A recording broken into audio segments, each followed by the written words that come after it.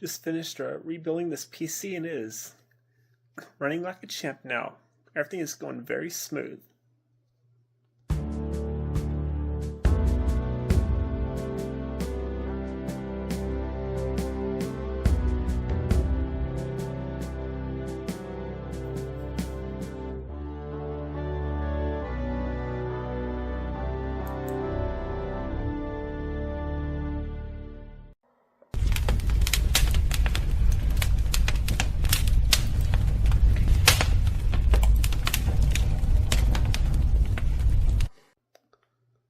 Okay, maybe it didn't go as smooth as planned, but excuse me, I'll go put out this fire, but thank you for watching my video.